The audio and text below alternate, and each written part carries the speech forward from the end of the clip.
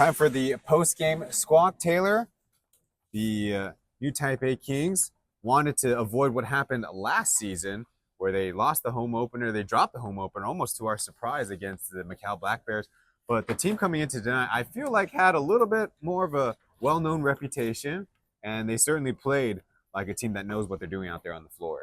And again, this is to say with the new Taipei Kings, with a new system and a new head coach, and talking about key players being gone, Jeremy Lin out, Kenny Manigault playing in the B League. So, how their performance is basically a reflection of what we're seeing domestically so far. So, look, it's early on in the season. They can come back with a short turnaround, though. We'll see. The schedule is going to be tough on the Kings. Well, give us the final score and give us the first thing you noticed when looking at the box score in your hand. Well, yeah. So I mentioned earlier that it was going to be a defensive forward game, and it was a different story. Score is 107-89. Now, what stood out to me most, or a couple of things that stood out to me was, talking about bench scoring and the Alvark Tokyo, they have a very strong rotation, and them being together for quite some time now. Now, not as long as such as Utsunomiya Brex, but we see the Alvark Tokyo bench 36 points as opposed to 13 points on the new Taipei Kings side. And, we saw that Kings, they were rotating in and out of their players a lot, but something to take note of, Joseph Lin only played 5 minutes in the second half. Whether due to injury or he's not following through with what Coach John Patrick wants, we're not really sure. Sure, and speaking of familiarity, and with the addition of Jaden Gardner, the new Taipei Kings imports scored 75% of their points. So they're certainly carrying their load of the burden and even more. But I think that reflects on how the rest of the guys need to be finding their spots, or they need to make the system work for the entire team. Coach John Patrick, I think that he did mention if we're playing fast, that means things are going good.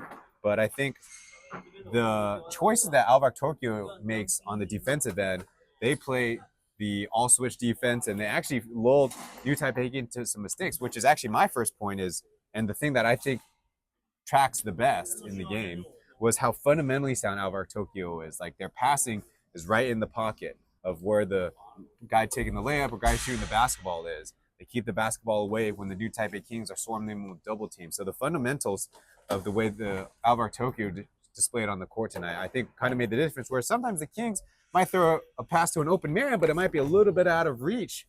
And so somebody could come over and provide some help defense, and opportunity might be missed. I think that was something that new Taipei Kings is missing. They were missing a true playmaker or an actual couple of players that are anchors. And, swinging back over to Alvark Tokyo, we have really Kai Taves as well as Ryan Rossiter, coming out of the injury list, and they really make a world of a difference tonight. Now, Rossiter has only played his second game in this particular season, but you see he logged in 6 assists as well as Taves with 6 assists. So you see those two really moving the ball well and finding those open men and getting those shots in as well. I mean, we saw bench player number 25, Kohei Fukuzawa, coming in with scoring 9 points. In just 8 minutes. Yeah, crazy stuff. I think looking at the box score, Alvark Tokyo was kind of playing something kind of old school, as the starters all had multiple assists. Now in the more heliocentric, just pick and roll with your best ball handler basketball, assists don't come so easily for the rest of the squad. But if all the guys are passing and moving, that makes things a lot easier. I think we can compliment, for example, Austin Day, because just like guys who are coming into playing shape or coming back from injury, he debuted this basketball season tonight. And the first half certainly was trying to work his way into the flow of things, maybe get his body warmed up. The second half, he played much better. It was definitely physical basketball out there, which you got to kind of play through in a shorter 40-minute basketball game. Sometimes the referees are going to hold that whistle on some of those calls. Yeah, I don't think it's time to be concerned for the new Taipei Kings yet. I mean, another point to talk about is, John Patrick mentioning that they have to prevent as many turnovers or try to make as little mistakes. And granted, they certainly did do that. They only committed 8 turnovers, and the Alvark Tokyo team, they only made 10 points off of said turnovers. So look, that's a win in itself. And again, as I mentioned before, it's too early early, too soon to tell on how the Kings will perform down the line. It's early on in the season, and let's see though how they perform down the line. All right. Well, I gave one of my things that was tracking in tonight's game. What are a couple of the traction points for you for either team? Well, you kind of briefly mentioned it. Gardner had quite a debut in EASL, and this is really a platform for him. This is his first time playing out in Asia. I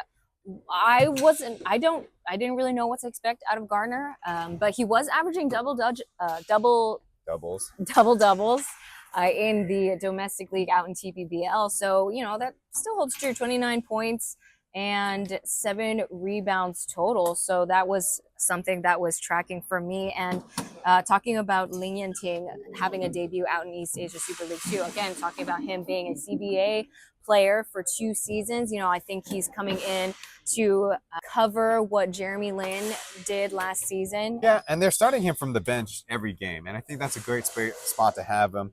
Obviously, they have Joe, they have Lee Kai-in, who are going to take the lion's share of the minutes, but he comes off the bench, and exactly like we saw on the floor, his control of tempo when he's driving is so good, and his passing vision is good enough too. 10 points, 5 assists tonight. He would have been the player I shouted out tonight. For your point about Jaden Gardner, I think his hands are pretty solid.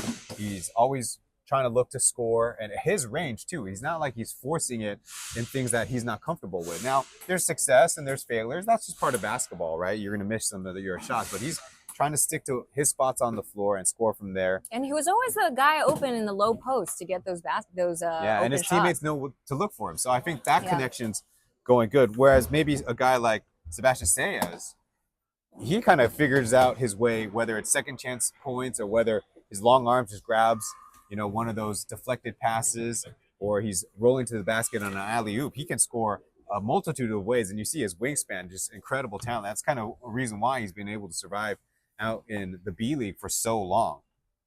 And I think he actually is the last name that we probably could have mentioned first, and making a huge impact as one of the guys playing the lion's share of minutes. Rossiter coming back from injury.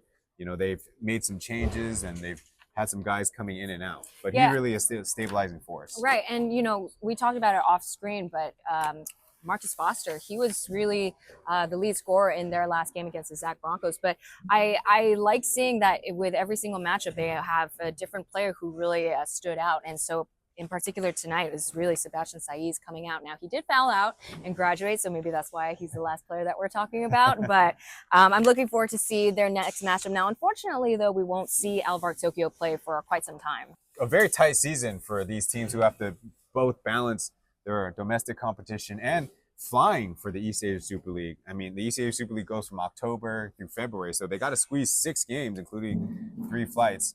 And then, of course, for these particular squads, going all the way out to Ulaanbaatar too will be kind of a logistical challenge and something that we'll have to see how it goes, because the Broncos won their first game. They were a chance of the BCL Asia East, and so they're not one to trifle with either. They're top of the group, and funny enough, B League teams got swept to open the East Asia Super League season, and they've turned around, all of them taking a victory tonight on October 22nd. Again, swinging back over to Ulaanbaatar.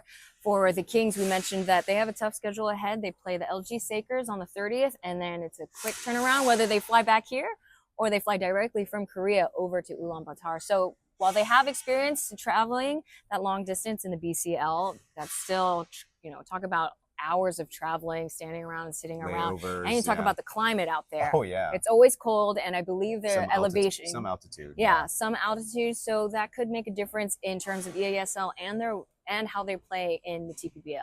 Well, we got to cover a Group C game tonight, and now we've seen a lot of the teams, but there's more basketball to come. So thank you for watching. Be sure to leave a like and subscribe to Traction Sports. See ya. Just like